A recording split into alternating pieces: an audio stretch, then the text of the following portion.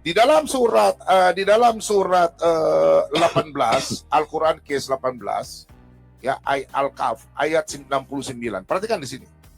Ya, ini pertanyaan saya dari tadi Anda belum jawab. Dia Musa berkata, insya Allah engkau akan mendapatku sebagai orang yang sabar dan aku tidak akan menentangmu dalam urusan apapun. Pertanyaan saya, Nabi Musa adalah nabinya orang Israel berbahasa Ibrani. Coba Anda jelaskan, sejak kapan Musa memakai kata insya Allah dalam bahasa Arab? Sejak kapan Musa memakai bahasa insya Allah? Coba kau jelaskan sama saya.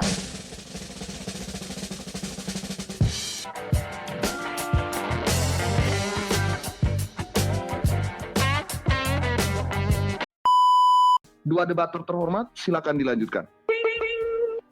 Baik. Silakan. Saya buka data ya. Keluaran 24 ayat 8. Kemudian Musa mengambil darah itu dan menyiramkan pada bangsa itu. Serta kepada inilah darah perjanjian yang diadakan Tuhan dengan kamu berdasarkan segala firman ini. Kalau kita buka dalam Ibrani 9, perhatikan. Ibrani 9, perjanjian apa yang dimaksud dengan perjanjian baru? Nah, kita buka ya. Ibrani 9 ayat 22. Dan hampir segala sesuatu disucikan menurut hukum Taurat dan darah dengan darah. Dan tanpa penumpahan darah tidak ada pengampunan. Kita buka langsung ke Imamat 17 ayat 11. Perhatikan nih. Karena nyawa makhluk ada di dalam darahnya, dan aku telah memberikan darah itu kepadamu di atas mezbah untuk mengadakan pendamaian bagi nyawamu, karena darah mengadakan pendamaian dengan perantaran nyawa. Yesus adalah imam. Oke, kita langsung buka di dalam kitab Ibrani. Oke. Ibrani 2 ayat 14. Karena anak-anak itu adalah anak-anak dari darah dan daging, maka ia juga menjadi sama dengan mereka dan mendapat bagian dalam keadaan mereka, supaya oleh kematiannya ia memusnahkan dia, yaitu iblis yang berkuasa atas maut. Siapa? Yesus. Ya. Dan supaya jangan jalan demikian, ia membebaskan mereka yang seumur hidupnya berada dalam perhambaan oleh karena takutnya kepada maut. Sebab sesungguhnya bukan malaikat-malaikat yang ia kasihi, tetapi keturunan Abraham yang ia kasihani. Pertanyaan saya, Anda punya bertanya tadi, perjanjian dalam Efesus 2 ayat 15. Oke, saya jawab Anda dengan Ibrani 10. Sebentar. Oke, di sini Anda silakan baca, ini data persembahan yang sempurna. Di sini kalau kita baca ya, di dalam di sini, tadi perjanjian lama saya udah bukan nih. Sebab tidak mungkin darah lembu dan jantan atau darah domba jantan menghapus dosa. Oke, saya lari dalam kitab Yesaya, kitab Yahudi. Saya buka dalam kitab Yahudi ini. Yesaya. Okay. Yesaya 43 ayat yang keempat. Oleh karena engkau berharga di mataku dan mulia, dan aku ini mengasihi engkau, maka aku memberikan siapa? Manusia sebagai gantimu. Yesus datang sebagai manusia dan barang sebagai ganti nyawamu. Makanya Yesus mati di atas kayu salib. Itulah perjanjian baru. Ya, tidak ada hukum dihilangkan, perjanjian baru. Sendiri ini dalam kitab Yahudi. Pertanyaan saya, Anda tolong siapa yang legalitas Anda mengambil dalam kitab Al-Quran? Jangan Anda cuma bertanya tidak mau jawab. Silakan legalitas Anda. Kenapa kitab Taurat cerita Nabi Musa orang Yahudi ada di sini? Tulah 10 jadi tulah 5. Silakan Anda jelaskan pakai data. Silakan. Iya, bismillahirrahmanirrahim. Tadi saya sudah menjelaskan kepada Anda ini ayat suci Al-Quran yang menerangkan kemudian. Nih, Al-Ahqaf ayat 12. Apa yang dikatakan di sana? Wa min qablihi kitabu Musa imama wa rahma wa hadza kitabu musaddiqan lisanan arabiyya liyunziral ladzina zalamu wa busyra lil muhsinin. Jadi Allah kemudian mengatakan, dan sebelum Al-Quran itu telah ada kitab Musa sebagai petunjuk dan rahmat, dan Al-Quran ini adalah kitab yang membenarkan Taurat itu dalam bahasa Arab. Membenarkan, bukan mengutip, menggabungkan menjadi satu. Membenarkan Taurat ini untuk Bani Israel. Jadi diceritakan dalam Al-Quran menggunakan bahasa Arab kepada baginda Rasulullah bahwa kitab Taurat itu dibenarkan. Nih Al-Quran independen berdiri sendiri nih. Tidak ada kitabnya Yahudi sesuai dengan tema siapa yang mengambil kitabnya Yahudi. Bersih Quran saya nih.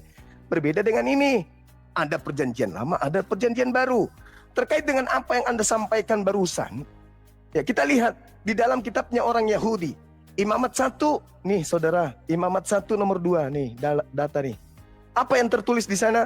Berbicaralah kepada orang Israel dan katakan kepada mereka, apabila seorang di antaramu hendak mempersembahkan persembahan kepada Tuhan, haruslah wajib persembahanmu itu adalah ternak, hewan ternak, yakni lembu, sapi, kambing, domba, 4. Begitu juga di dalam Al-Quran. Nih, Al-Quran. Surah Al-Hajj ayat 34. Nih, Al-Hajj ayat 34. Apa yang dikatakan? Walikulli ummatin ja'alna mansakal liyazkuru smallah ala marzaqahum min bahimatil an'am. Aku Tuhan sudah mensyariatkan sembelihan kurban kepada seluruh umat sebelum engkau, wahai Nabi Muhammad. Kurban.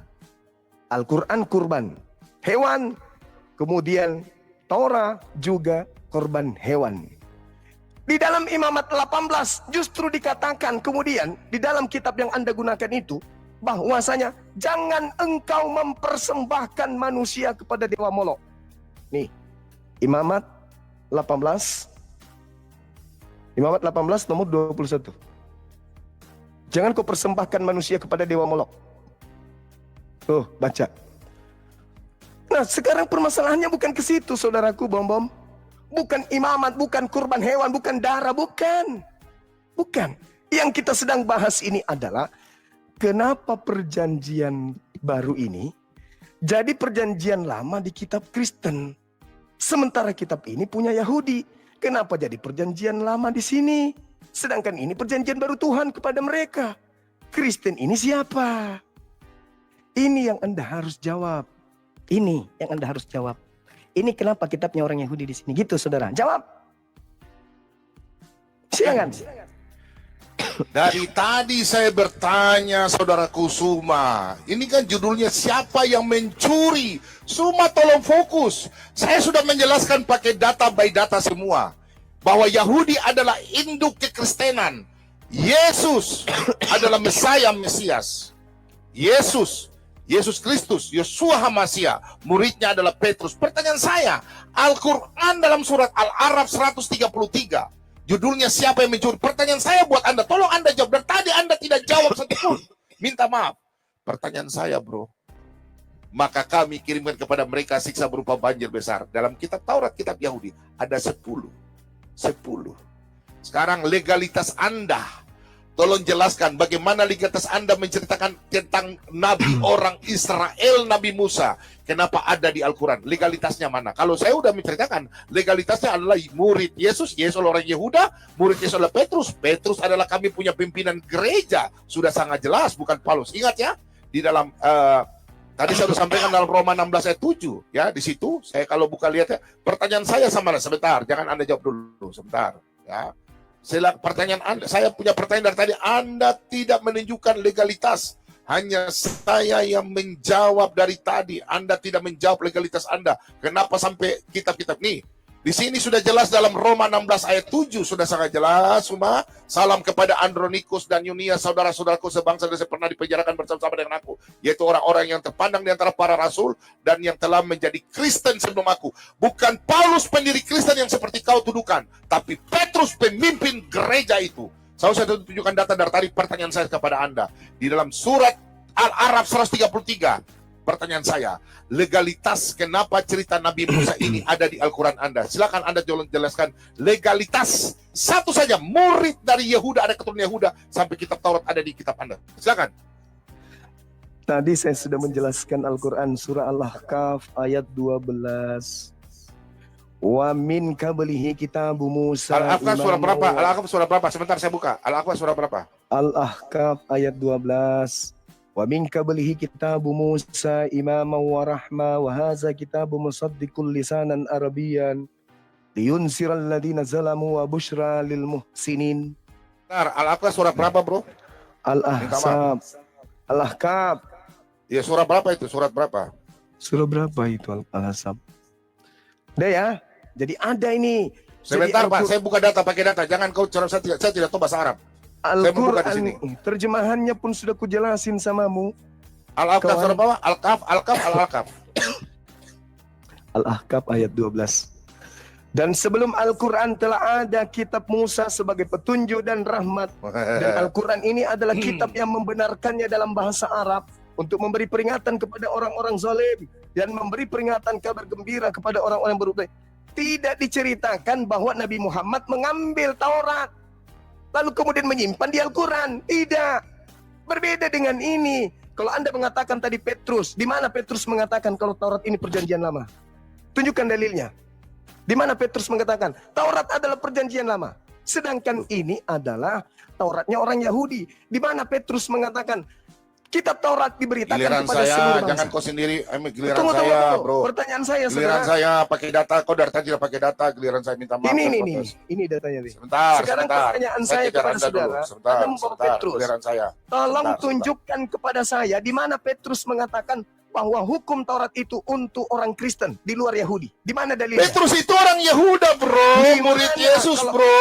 Kalau Bagaimana ada seorang murid Anda mau tunjukkan? Sebentar. Giliran saya. Saya kejar Anda. Sebentar. Kristen. Saya Yang kejar Anda tanya dulu. Kristen. Sebentar. Iya, Yang waktu saya tanya bicara. Kristen. Petrus orang Iya, Yahudi. sabar. Saya Wajar. udah jelaskan tadi. Sabar Lah nanti. Kristen Petrus, kenapa sebentar. pakai kitabnya orang Sebentar, Yahudi? Petrus akan bicara tentang Kristen. Sebentar, saya akan jawab itu. Silakan Sebentar, Anda ya. tunjukkan. Sebentar, ya. Sebentar dulu. Sopan dong. Profesional dong.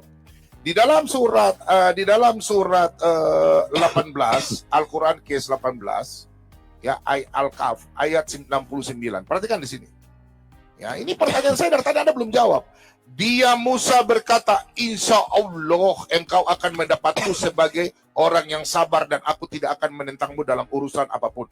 Pertanyaan saya, Nabi Musa adalah nabinya orang Israel berbahasa Ibrani. Coba Anda jelaskan sejak kapan Musa memakai kata insya Allah dalam bahasa Arab? Sejak kapan Musa memakai bahasa insya Allah? Coba kau jelaskan sama saya. Sejak Saudara, kapan Nabi Musa? ini-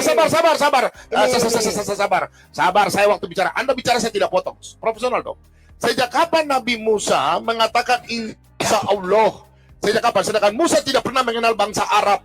Tuhan sudah melarang dalam Ulangan 6 ayat 13-14. Ya, pertanyaan saya, Anda tolong jawab legalitas Anda bahwa Al-Quran Nabi Musa untuk Al-Quran. Silakan tunjukkan legalitas. Silakan, saya tunggu Anda. Silakan legalitas itu. Al-Ahqaf ayat 12. Wa bin qablihi kitabu Musa imama wa rahmah. Sudah kujelaskan. Allah menjelaskan tentang kitab Taurat kepada Nabi Muhammad menggunakan bahasa Arab. Bukan mengambil kitabnya orang memberikan kepada Nabi Muhammad. Berbeda dengan saudara. Nih. Ini kitab Anda nih. Ada perjanjian lama, ada perjanjian baru.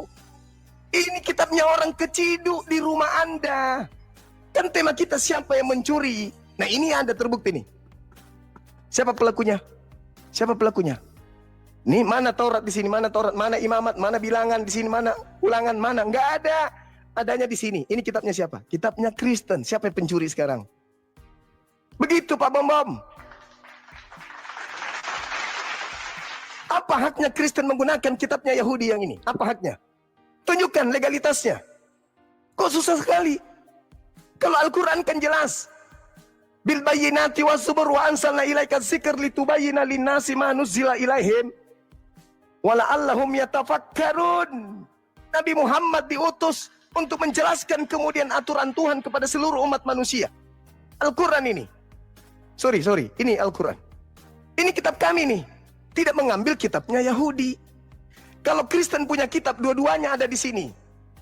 Pertanyaan saya, apa legalitasnya Kristen menggunakan kitabnya Nabi Musa? Belum terjawab sampai sekarang. Anda hanya Oke, mengatakan, saya jawab ya. Petrus, Sabar, tunggu. saya jawab. Anda hanya Sudah, mengatakan, kau jangan monopoli tempat. Sabar. Petrus memang kitabnya ini kawan. Sabar. Petrus Yang orang saya Yahudi. tanya- Sabar. Semua Yang saya profesional tanya dong. Kristen. Saya jawab. Oke. 1 Petrus 4 ya. 1 Petrus 4 ya. 1 Petrus 4 ya. Di sini kita lihat bahwa apa ya. Jadi Anda mengatakan bahwa 1 Petrus 4 ayat 16. Tetapi jika ia menderita sebagai orang Kristen, maka janganlah ia malu, melainkan hendaklah ia memuliakan Allah dalam nama Kristus. Kristen, Petrus mengakui kita nih Kristen, Petrus pemimpin. Pertanyaan saya dari tadi Anda belum jawab pakai data, legalitas. Siapa ditanya yang mengambil? Sabar, jangan foto profesional. Ada Yang foto ditanya profesional tadi. Sabar. Bukan Jangan Petrus kejam-kejam yang dong. ditanya. Sabar. Anda bicara saya tidak potong. Host, bagaimana ini? Sebentar minta maaf. Saya bicara, Anda bicara. Tadi saya tidak potong ya. Saya tanya sama Anda. Di sini saya sudah tunjukkan. Petrus saudara. adalah Kita tidak sedang membahas Sebentar. Petrus. Petrus adalah pemimpin gereja. Jelas dia orang Kita tidak Yehuda. sedang bahas Ya, Petrus. sabar. Inilah Kristen. Jelas Petrus punya ada hubungan dengan kitab Taurat. Karena Tidak, dia kita imani tidak kitab semua Taurat. bahas. Sabar, tolong diam. Petrus, pertanyaan saya, siapa itu Nabi Muhammad? Keturunan dari mana? Dari Yehuda atau Astagfirullahaladzim, Yahudi dari ya mana? Allah. Anda tidak Kenapa menjelaskan Anda legalitas. Mute your microphone, both of us. Both of you di mute ya. Di mute dulu Bang Zuma dan Pak Bom Bom.